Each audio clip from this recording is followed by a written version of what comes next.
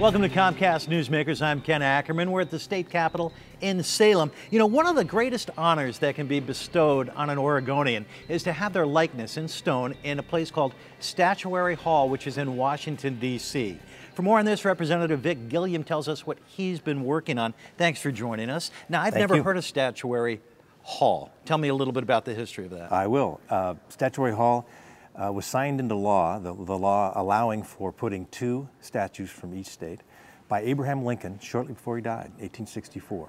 Oregon finally became a state and put their two statues in 1953. And who are they?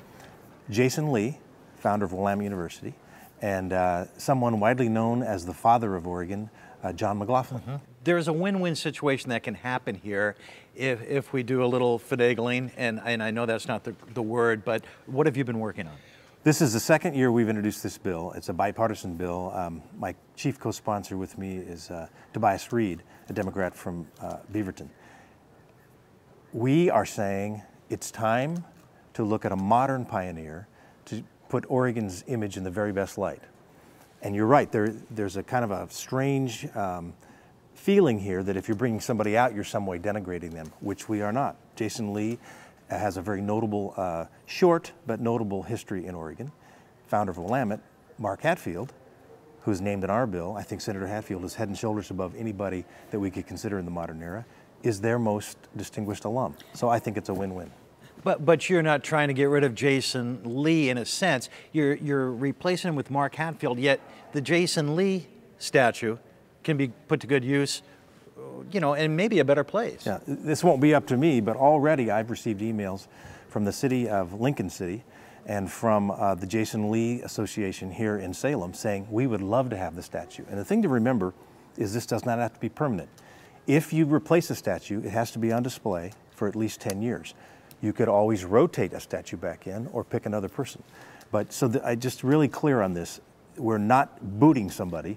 We're saying, what an opportunity to shine the light on another Oregon pioneer and hero. Well, shine the light on Mark Hatfield for us, if you could. What he's done for the state, what he's done as a person. As you know, we were 30-30 in the House. We had bipartisanship. It was a very good situation from my point of view. Now we're back in a situation where we have a majority and minority party. Who better exemplifies bipartisanship in his 30-year career in the Senate, 2 times governor of the state, than Mark Hatfield? So what we're trying to do is bring a symbol at the very beginning of this session of bipartisanship by coming together around this statue in Washington, D.C. for Mark Hatfield. In his later years, a lot of people remember he got a lot of the funding for Max. But before that, tell us a little bit about his life as a politician and a humanitarian. He's well known for being the chairman of the most powerful committee in Washington, D.C., the Appropriations Committee. But he was far, far more than that. The kind of things he did on the international stage, working for world peace. The original bill that Abraham Lincoln signed says this person that you choose must have high credentials and duty, either military and or civic. Mark Hatfield served with the Greatest Generation in World War II. There's a great piece in Tom Brokaw's book about him. But he also worked very hard to keep the international community from stockpiling nuclear weaponry. Well, that's the international stage. On the national stage, we already mentioned, he was the chair of the Appropriations Committee. He was the senior United States Senator from Oregon for 30 years.